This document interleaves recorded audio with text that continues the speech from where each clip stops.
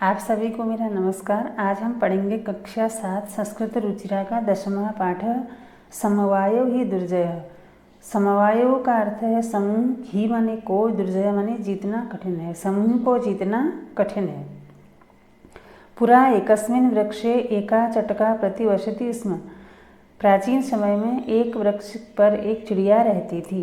कालेन तस्याः संततिः जाता।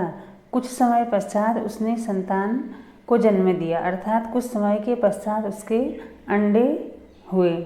एकदा कश्चित् प्रमत्तः गजः तस्य वृक्षस्य अधः आगत्य तस्य शाखां शुण्डेन अत्रोटयत्। एक दिन किसी प्रमत्त हाथी ने उस वृक्ष के नीचे आकर के उस वृक्ष की शाखाओं को सूंड से तोड़ डाला। चटकायाः नीडं भुवि अपतत्। चिड़िया का घोंसला भूमि में, पृथ्वी पर गिर गया। तेन अंडानि विशीर्णानि। उसके जो अंडे थे वो नष्ट हो गए। अथ सा चटका व्यलपत। जिससे जो है चिड़िया जो है रोने लगी, विलाप करने लगी। तस्या विलापम श्रुत्वा। उसका विलाप सुनकर, उसका रोना सुनकर काष्ठकूटः नाम खगः। काष्ठकूट नाम का एक पक्षी, काष्ठकूटः जो कठफोड़वा कहते हैं जिसको, नाम का एक पक्षी दुखेन ताम अपृच्छत।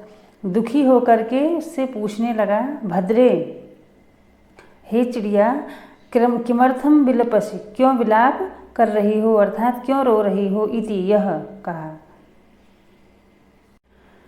चटकावदत्। चिड़िया बोली, दुष्टेन केन गजेन मम संततिः नाशिता।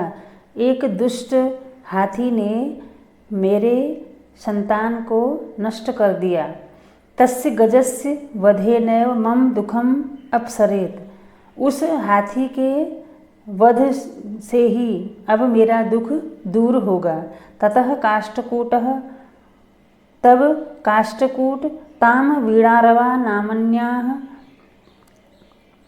मक्षिकायाः समीपम अनयत।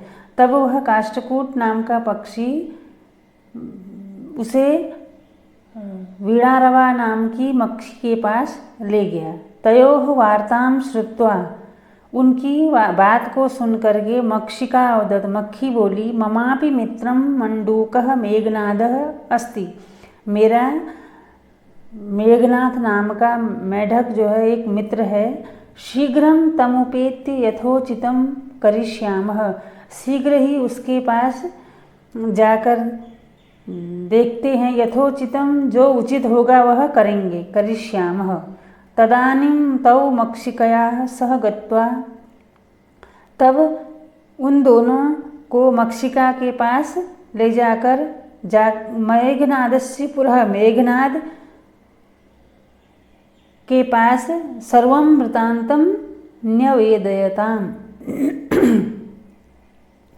तभी उन दोनों ने मक्षिका के साथ जाकर के मेघनाद से अपनी पूरी बात बताई। मेघनाद अवदत्। मेघनाद बोला, यथाहं कथयामि तथा कुरुतम। जैसा मैं कहता हूँ वैसा करो। मक्षिके, हे मक्षिके, प्रथमं त्वं मध्याह्ने तस्य गजस्य कर्णे शब्दं कुरु।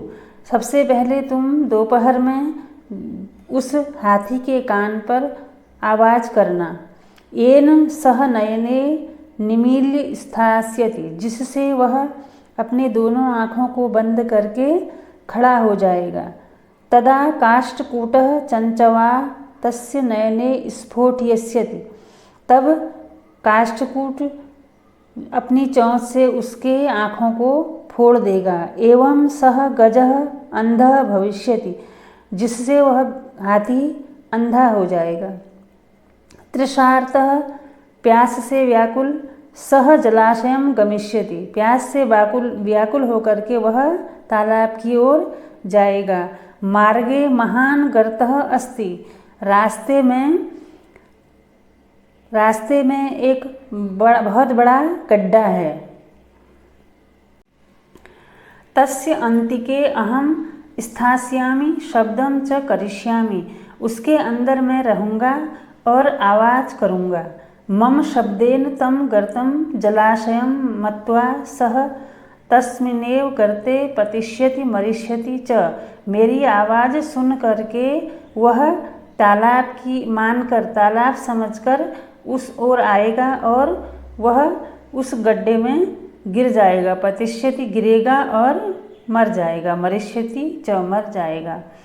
अथ तथा कृते सह गजः, ऐसा ही करने पर, जैसा बताया था वैसा ही करने पर, मक्खी की आवाज़ करने पर और काष्ठकूट नाम के पक्षी के द्वारा हाथी की आँखों को फोड़ने पर वह हाथी तालाब की ओर गया और सह गजः मध्याह्ने, वह हाथी दोपहर में मंडूकस्य शब्दम अनुसृत्य, मेढक की आवाज़ सुन करके महतः गर्तस्य, बड़े गड्ढे में अंतः पतितः, गिर गया, मृतः च और मर गया।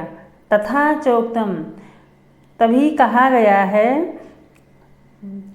बहूनामप्य साराणां समवायो हि दुर्जयः, अनेक दुर्बल लोगों के समूह को भी जीतना कठिन है। अनेक दुर्बल लोगों के समूह को भी जीतना कठिन है, अर्थात एकता में शक्ति होती है।